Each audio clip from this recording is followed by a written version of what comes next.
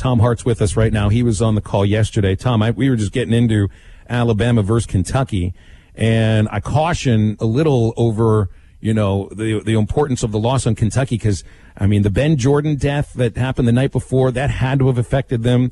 Maybe Alabama is just that good. What were your thoughts on the game you called yesterday between the Tide and the Cats? Well, actually, I was on the Ole Miss Florida game last night, but I was able to hang up my Zoom and watch all of that Kentucky game. I look at it a couple different ways. There's a lot of distractions around the Kentucky program right now. I don't mean to imply that the death of a former teammate is a distraction, but to take your focus on just playing simply a game, they also had a distraction over the weekend that caused a huge furor in the Commonwealth when the players and the staff kneeled during the anthem. So there's a lot of questions, I think, for those Kentucky players to wonder, gosh, am I in the right place right now? Because it's been as tough a start to the season as Kentucky has seen since 1926. The bottom line, Phil, they're not a great team. The guys that are supposed to be, lottery picks aren't playing like lottery picks. The guys that aren't supposed to be on the floor are being relied on to play a lot. Alabama is a very good team. They suffered a couple injuries last night, including Herb Jones. I haven't seen the results of those. That could be disastrous for the Tide. But Alabama is really good. They've got really good pieces. They've got great tempo. They've got great shooters, obviously. And they were going to win that game regardless, in my mind. To me, the point differential is the thing that causes a little bit of concern from a Kentucky perspective. But Kentucky, at best, even though they got off to a good start in conference play, they're a middle-of-the-pack conference team right now, and middle-of-the-pack teams are going to lose to Alabama. And Alabama is at the top of the list right now. 14 threes. I know you mentioned Jones got hurt. He only played 8 minutes because of a hand injury. Jordan Bruner was out because of a knee injury in the second half, so that's 2 starters they're down. Do you think they'd have the depth to continue the run that they're on without these 2 guys? Well, to me, in probably before I would address the depth issue, I just think Herb Jones provides them senior leadership. He's as well-rounded as you can find on the floor. He defends. He shoots free throws well. He gets to the line. He scores. He's an incredible offensive rebounder. He does a lot of the dirty stuff, and that allows guys like John Petty to get open and knock down shots and play tempo. They haven't been playing. Nate hasn't been playing a ton of guys this year, even though they do run at a high tempo, especially relative to the amount of possessions they have. Maybe Alex Reese is a guy who could come off the bench and fill that role from a depth perspective. But I just think that Herb Jones is a pivotal player for that team. It was oddly, it looked very similar to the injury that Devontae Smith suffered in the national championship game. The way he was holding his hand, the way he took him off the floor. So not a great sign for Alabama, but they can still run at tempo. They're the 5th fastest team in the country. They can still shoot a ton of threes, and I don't see their style of play changing at all. Yeah, and Arkansas gets Alabama in Tuscaloosa on Saturday. So let's move over to what Arkansas gets today. It doesn't matter all that much if Cam Thomas plays or not, because you have. He's still got a really good other group of 3 scorers amongst that 4-headed monster. And, Will Wade knows how to win games. Baton Rouge, a tough place to play. Does it matter if they have Cam Thomas?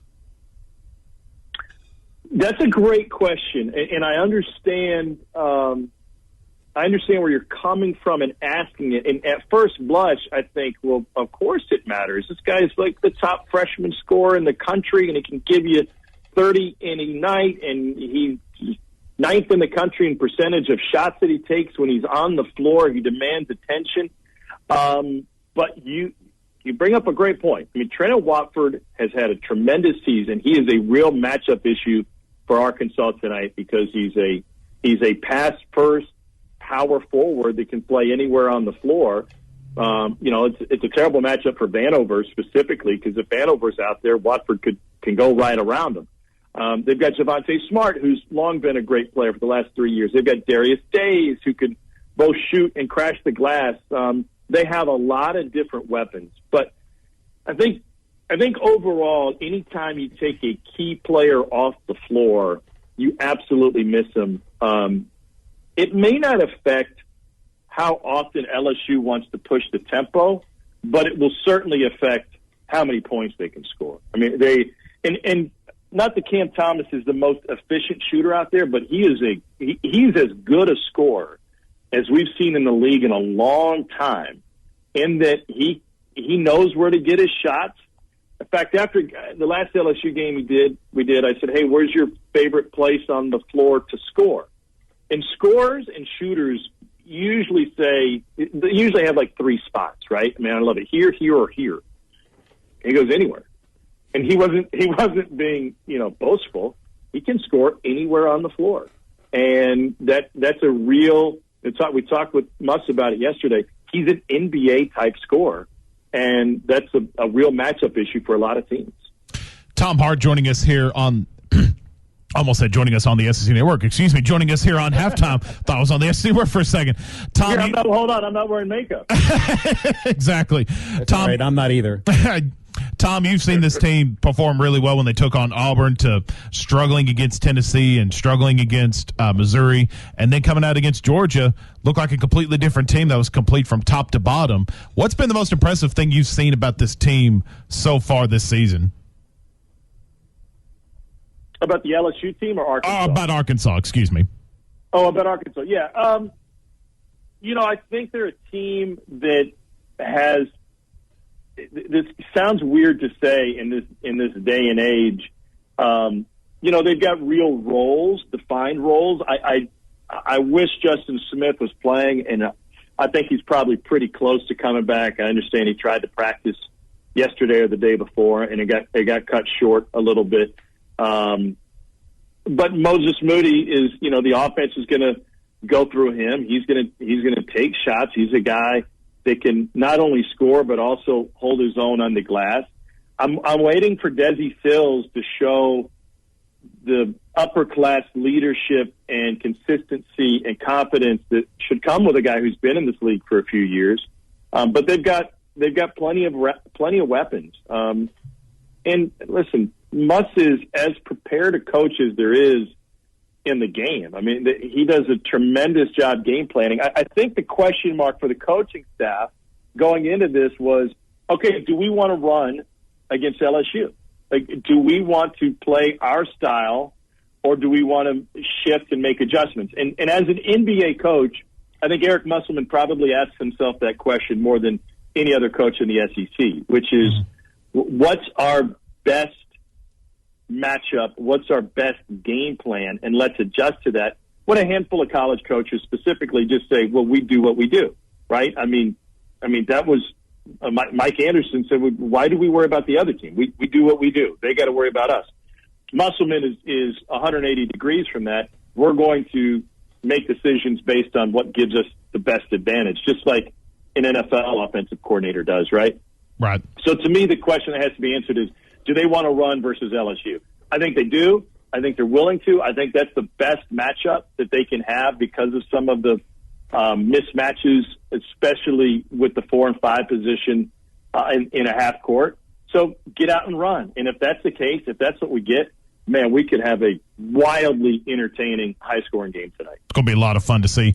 And, Tom, I think one of the more impressive things that we've seen, particularly as of late, was just the emergence of these three freshmen that the Razorbacks have. And you mentioned Moses Moody, Devontae Davis, Jalen Williams. And we saw a little bit of what K.K. Robinson can do before he went down with an injury. But, Tom, each of these three freshmen are bringing something different to the table that's proven pivotal for this team. And we know the talent that Moses Moody has leading the team in scoring and everything about it. But Tom, Devo Davis and Jalen Williams, I think, are two of the more unsung heroes of the freshman team and just of this team in general for the work that they're doing on the defensive end of the floor. Well, let me ask you guys this, because you guys would know better. Is it a fair comp with Devo Davis to counter with Patrick Beverly? Is that fair? Is that accurate? Is that too pie in the sky? I personally would probably go there just based off the performance that he's been putting on, particularly early in his Razorback career, the work that he was doing on the defensive end. Now he's adding in his offensive end. I think that's a fair assessment, Phil. He's got a little pain in the ass to him defensively. Yes, Tom. Yeah. I mean, if that's fair, and it's probably unfair to say that, 12 games into the season, especially his first year. But if he can continue down that road, then he could be an absolute beast for this team. I mean, he put 36 minutes in the last game. He's got great energy. We know his athleticism when he won the dunk contest. I mean, he can flat go. He's got a high motor, and you're playing for a coach that also has a high motor and continuously, motivates these guys to go. I mean, if you watch an Arkansas practice or a shoot around, there's no wasted time or wasted space, and you're constantly working and moving and learning the game. It's really fascinating from my perspective when I go watch different teams and have an opportunity to view how they handle things.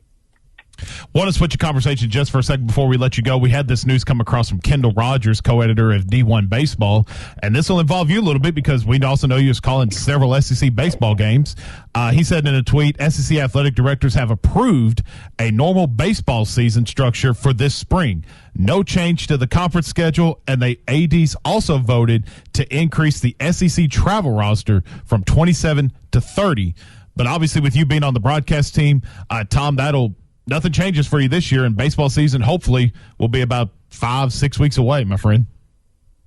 I think that's great news on paper, but just like MLB starting to release, schedules and game times, you got to be realistic about it. And what have we learned? You also have to stay flexible. Mm-hmm. You have to get really creative because we still don't know what things are going to look like in 3 weeks, 4 weeks, a month. Look at the issue the NBA is having now, that they finally gave their guys some freedom to live life, and they've been, generally speaking, irresponsible with that, and it's interrupted their schedule. Look what's happening with the Dallas Stars in the NHL. They're having a hard time, being clean, so to speak. So I think it's a great sign.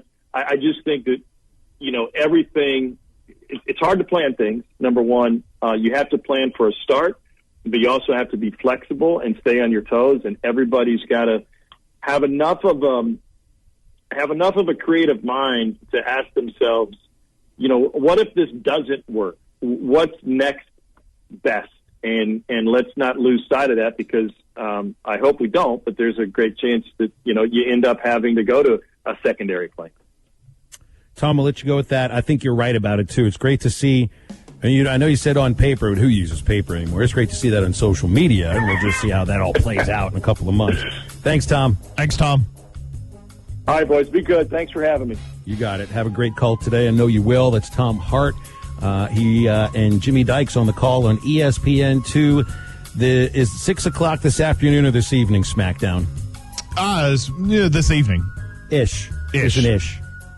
After evening. Afternoon. Of course, you can catch the radio broadcast with Chuck Barrett and Matt Zimmerman beginning at 5:30 on this very radio station. All right, we got to step aside. We've got Bill King from Nashville Sports Radio coming up after the break. We'll zero in on the national championship, some movement around the SEC as far as coaches go, and then we wrap things up with Change My Mind, so stay with us.